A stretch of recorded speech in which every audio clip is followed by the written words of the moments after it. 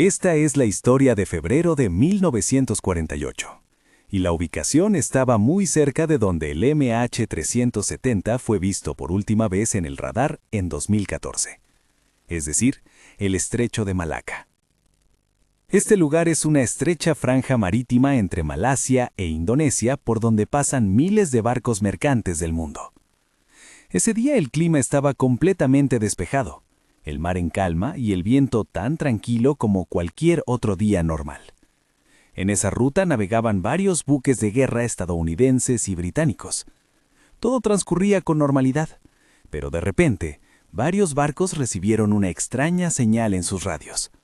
Bienvenidos una vez más a los videos de TV de Investigación Profunda. Espectadores, la extraña señal que recibieron estaba en formato código Morse. El código Morse es un método antiguo de comunicación, pero mucho más fiable que los mensajes de voz. Normalmente, cuando se transmite voz por radio, depende de la distancia, de las interferencias atmosféricas como niebla, polvo y humedad, y de la línea de visión. Cuando hay interferencias, el mensaje de audio no llega completo al receptor, o se desvanece o llega muy distorsionado. En cambio, el código Morse es una combinación de puntos y rayas que al decodificarse en el receptor puede formar una oración completa en inglés. La mayor ventaja de este mensaje es que se puede enviar a miles de kilómetros a pesar de las interferencias atmosféricas. Ese día, en el Estrecho de Malaca, la señal que recibieron los barcos comenzaba así: 3 puntos, 3 rayas y luego 3 puntos otra vez. Este patrón se repitió 2 veces y después venía una larga serie de puntos y rayas. Al decodificarlo, la parte inicial significa SOS, SOS. La traducción completa del mensaje era SOS, SOS. Desde el vapor SS Aurang Medan se solicita que los barcos con radio de onda corta contacten inmediatamente con un médico. Ese fue el primer mensaje recibido. Inmediatamente después, sin ninguna pausa, llegó un segundo mensaje cuya traducción decía: el segundo oficial ha muerto. El resto de la tripulación también ha muerto. No den consejos médicos. Solicitamos ayuda urgente desde un buque de guerra. Después del segundo mensaje, el Aurang Medan envió su posición y luego envió un último mensaje que parecía incompleto. En el último mensaje solo decía "I'm dying" y el mensaje terminó. Tras este último mensaje se hizo un largo silencio. Los operadores de radio de los otros barcos respondieron inmediatamente, pero no hubo respuesta. Durante varios minutos ese silencio se mantuvo y todos los barcos que habían recibido el mensaje se dieron cuenta de que algo terrible le había sucedido al SS Aurang Medan. Después de recibir estos aterradores mensajes, el barco mercante estadounidense más cercano, el Silver Star, tomó la decisión. Su capitán cambió el rumbo y se dirigió a toda velocidad hacia la posición desde donde provenía la señal. Al principio pensaron que el barco se estaba hundiendo o que había sido atacado.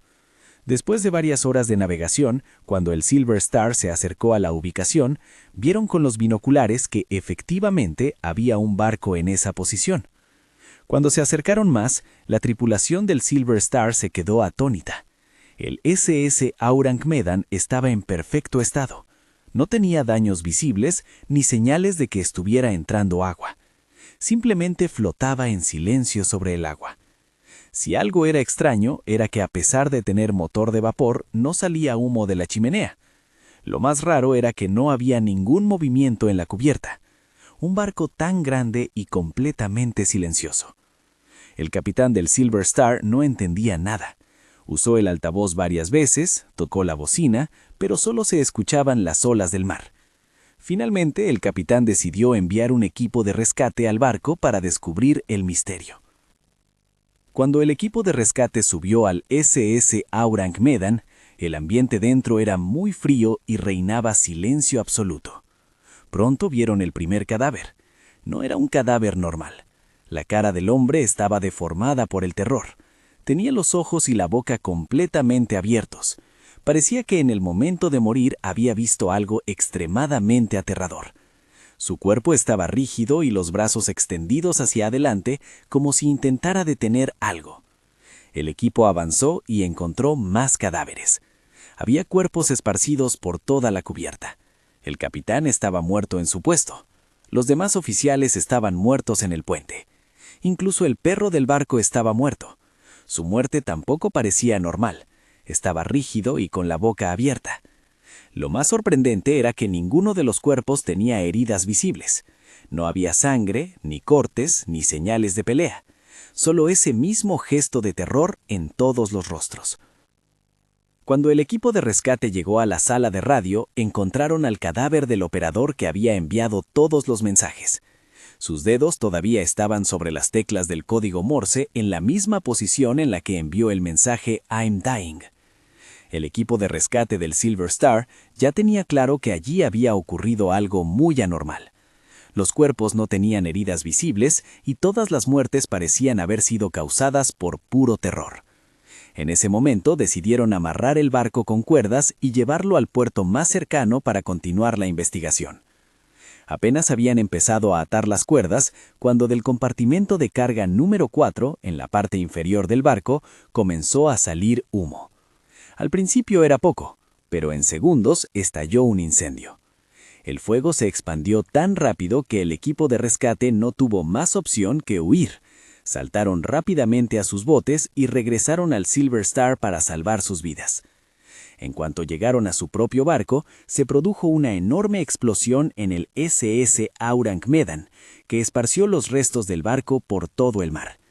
En pocos minutos, el misterioso barco se hundió a las profundidades del océano, llevando consigo todos sus secretos y aquellos aterradores cadáveres.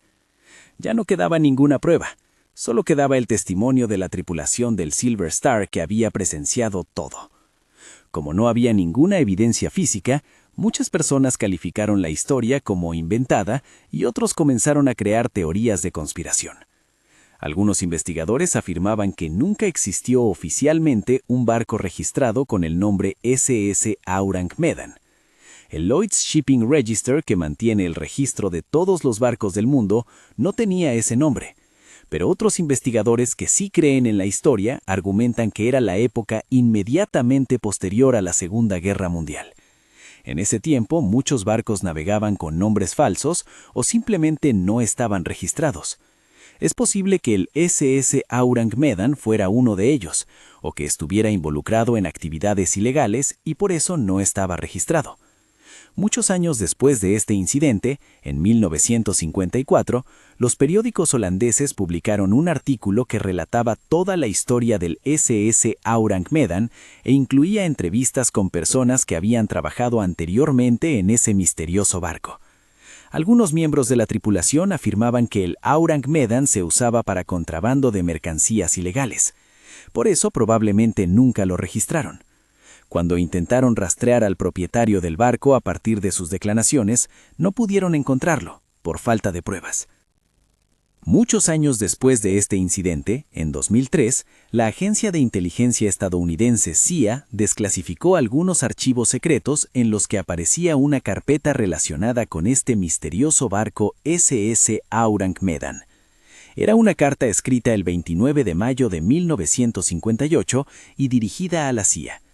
En esa carta, quien la escribió mencionaba todos los detalles del incidente y afirmaba lo siguiente: estoy convencido de que si se resuelve la tragedia del SS Aurang Medan, se encontrará la respuesta a muchos de los misterios de aviones y barcos que han desaparecido.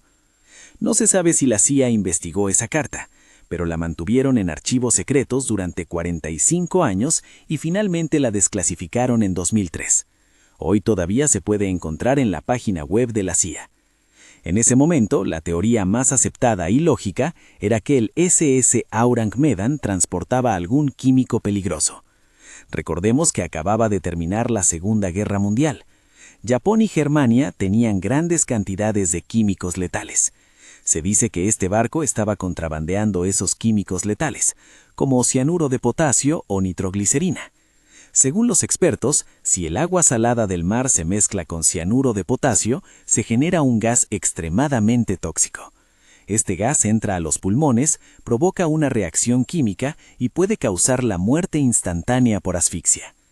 Esta teoría explica por qué los cuerpos no tenían ninguna herida visible. En el caso de la nitroglicerina, es un químico explosivo. Si no se almacena correctamente, puede explotar por sí solo. Es posible que el incendio que vio el equipo de rescate fuera causado por este químico.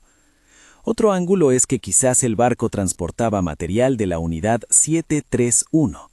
La unidad 731 era la terrorífica unidad del ejército japonés que realizaba experimentos biológicos en humanos.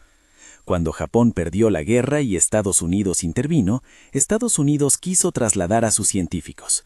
Es posible que este barco llevara esas armas biológicas o químicos secretos y que debido a una fuga en el camino, toda la tripulación muriera. Como era una misión secreta, el barco nunca fue registrado, y cuando la CIA desclasificó esa carta 45 años después, la gente se convenció aún más de esta teoría. Otro punto interesante